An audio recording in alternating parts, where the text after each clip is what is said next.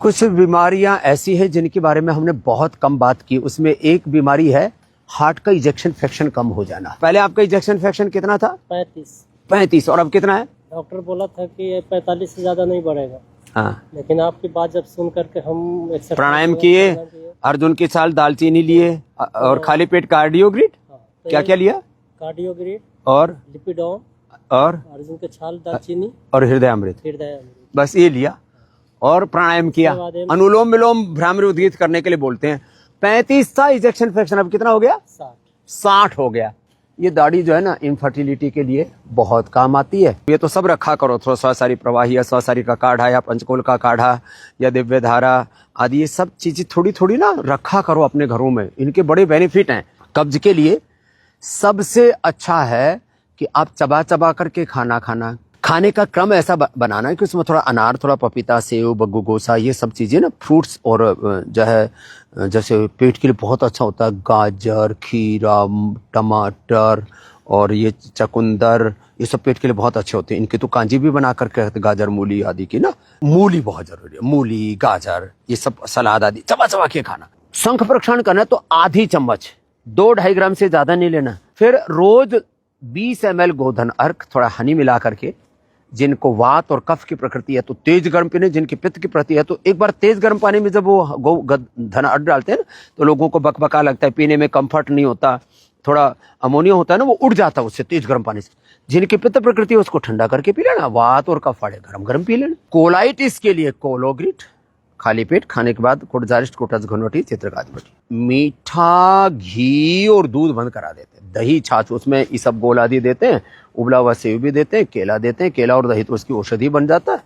तो ये तो चलो बात हो गई। बेल, बिल्व बहुत अच्छा रहता है। बिल्व का जो फल है ना उसको कोलाइटिस के लिए, आंखों के लिए।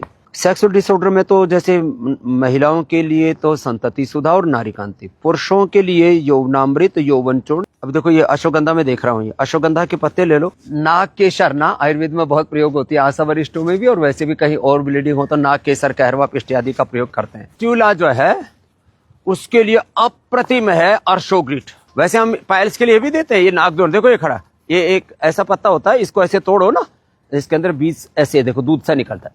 तो लिथोम बड़ा अच्छा होता है।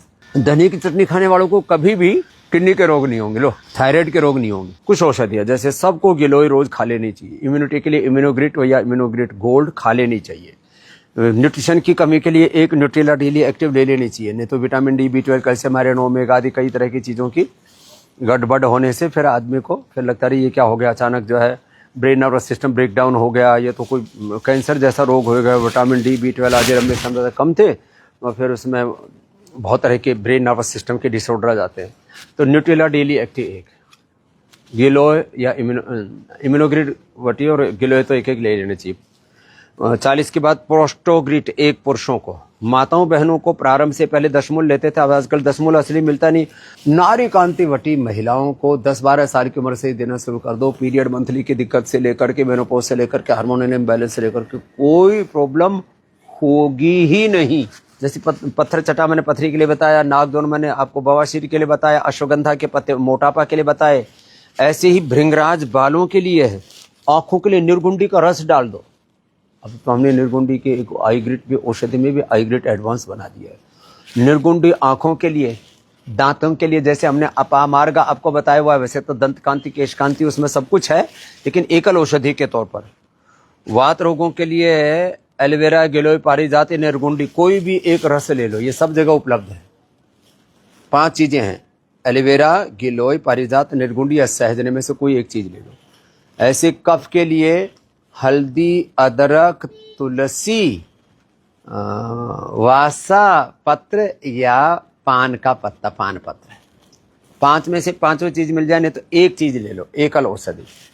और घर बैठे सब उपचार पाना है 180029611111 1800-297-1111। फिर घर बैठे सारा आपको औषधियाँ भी मिल जाती हैं ऑर्डर मी के माध्यम से, और फ्री डिलीवरी के साथ घर बैठे ही आपको 5 से 15 लाख रुपए का आपको हेल्थ इंश्योरेंस भी मिल जाता है स्वदेशी समृद्धि कार्ड के साथ। घर बैठे आपके नज़दीक का पतंजलि चिकित्सालय आरोग्य केंद्र मेगा स्टोर 5000 केंद्र, कहीं पर भी गूगल पर जाके सर्च कर लो पतंजलि नियर में, आपको अपने नज़दीकी केंद्र का एड्रेस दिखा देगा, 3 से 5 केंद्रों का आपको एड्रेस दिखा देगा, वहाँ से जा करके अपना सारा उपचार ले लेना।